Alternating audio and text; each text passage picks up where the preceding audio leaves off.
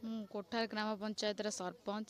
ଯେହେତୁ ପ୍ରତୀକ୍ଷା ଦାସ ହେଉଛି ଏ କୋଠାର ଗ୍ରାମ ପଞ୍ଚାୟତର ଗୋଟେ ଝିଅ, ଯିଏକି ଆମ କୋଠାର ହାଇସ୍କୁଲରେ 10th ପରୀକ୍ଷା ଦେଇଛି।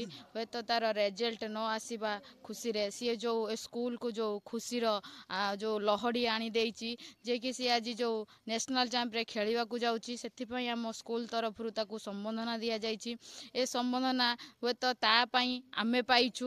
ଆଜି ଯେଉଁ ଆମକୁ ବି ତାଙ୍କ ସହିତ ସମ୍ବର୍ଦ୍ଧନା କରାଯାଇଛି, କେବଳ ତାରି ପାଇଁ ଆମେ ଆଜି ଏଇ ଯେଉଁ ଜାଗାରେ ଆଜି ସ୍କୁଲରେ ଉପସ୍ଥିତ ହେଇପାରିଛୁ। ସେଥିପାଇଁ ମୁଁ ତାକୁ ଧନ୍ୟବାଦ।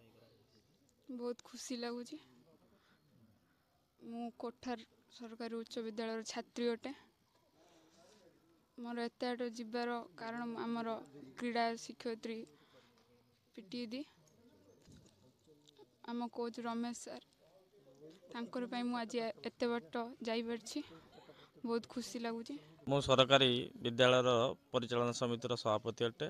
आज जदि भारत वर्ष रे कोठार भली अख्यात पल्लीर एक विद्यालय को परिचित कर पारिछि प्रतीक्षा दास, से मु गर्वित, मो अंचलवासी गर्वित। भगवान निकट में एति प्रार्थना करुच्ची से जातीय स्तर में सुनाम अर्जन करू। ता उपरे सबु विद्यालयर शिक्षक शिक्षयित्री तथा अंचलर समस्त अभिभावक तरफ आशीर्वाद रहू, से आगो को आगो बढ़ी चलू। मु कोठार हाईस्कूल भारप्राप्त प्रधान शिक्षक।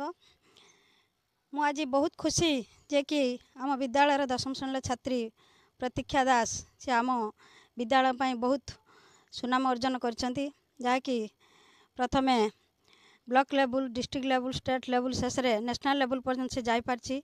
आज आम समस्ते तापाई गर्वित। आ मु धन्यवाद देवी तांकर विशेष करी तांका बापा माँ को आउ आमर खेल शिक्षयित्री आमर भंज दीदी को जे कि ता प्रेरणा। आज ये कोठार माटी गर्व एवं गौरव, कारण एठी माँ कोठार ना केणी प्रभु श्यामचांद एवं जोठी माँ शारदा देवी एठी पदार्पण करथिले, सेही माटी योग्य संतान आज प्रतीक्षा दास ये कोठार पंचायत पाई गर्व एवं गौरव। ये हाईस्कूल मध्य गौरव, समग्र जिला पाई गौरव सहित से आगो को बढ़ुचे। आज जातीय स्तर रे से ता पहुँची पारिछे एवं आगामी दिन रे आमे समस्ते मिलित भाव रे जगन्नाथ निकट रे, माँ कोठार नायकेणी निकट रे, माँ शारदा देवी निकट रे, श्यामचंद निकट रे प्रार्थना करुछु जे से जेभली भाव रे कोठार रे अंतर्जातीय स्तर को जाई जे गर्व एवं गौरव आणु। मु कोठार सरकारी उच्च विद्यालय physical education teacher mistress Laxmibai Bhanj. मु यार खेल शिक्षयित्री भाव में आज बहुत खुशी अनुभव करुच्ची।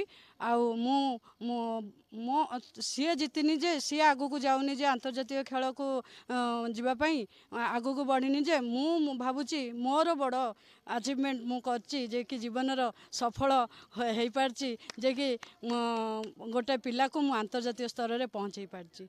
आउ मु एतिकी जगन्नाथ पाखरे प्रार्थना करुच्ची जे कि सी तार आगामी